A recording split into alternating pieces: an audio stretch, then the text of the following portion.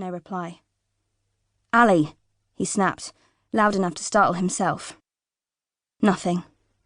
He blew out the adrenaline from his lungs, checked the stairs again, winced at the pain in his head, squeezed his fingers into his palms and nodded some kind of vain self-encouragement. Then he said, "It's okay. I'm here," and stepped inside the room. It was cold. Cold and still and quiet. The television was on, but it wasn't regular programming. It was something else, and Diaz knew what from a single glance. It was a high-definition feed from inside the cage, where the constable he'd just left behind was still poking at his phone, presumably searching for a number he didn't have. It was dark, too. The curtains were drawn across both of the windows, one to the front and one to the side, and the lamps were off and the fire unlit, and everything was shadow.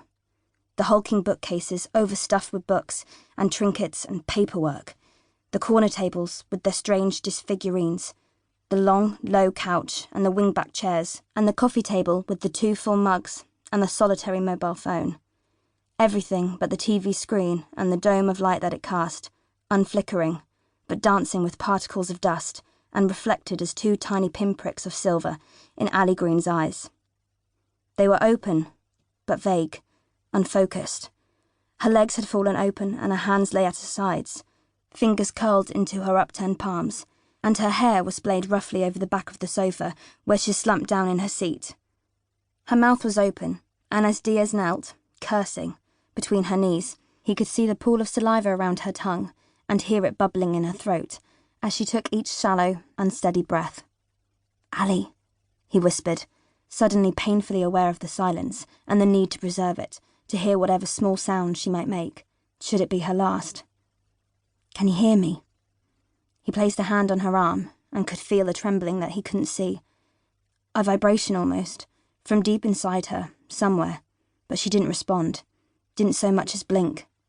He leaned in closer then, moved to put his lips to her ear, but the blood stopped him. A thin trail, trickling through the neat channel between her ear.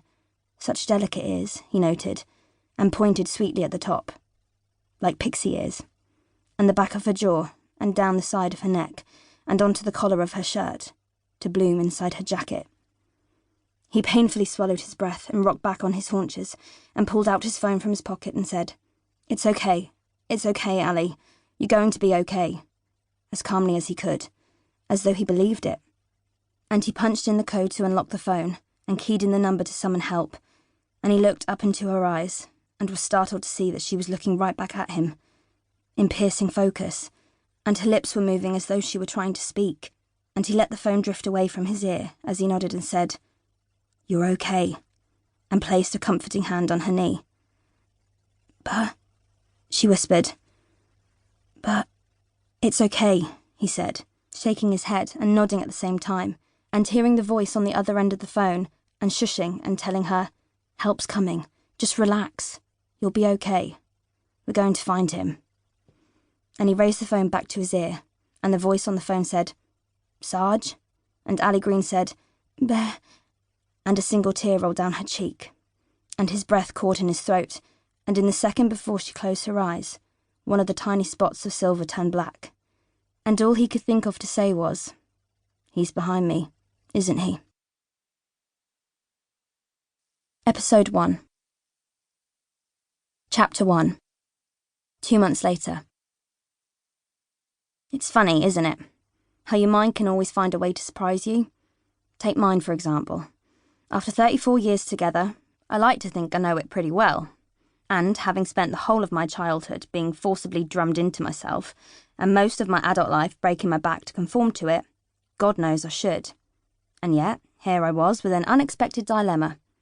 I could hear my phone ringing over the splashing and thumping coming from the bathroom, and I knew that at 6 a.m, the call was likely important enough that I should answer it.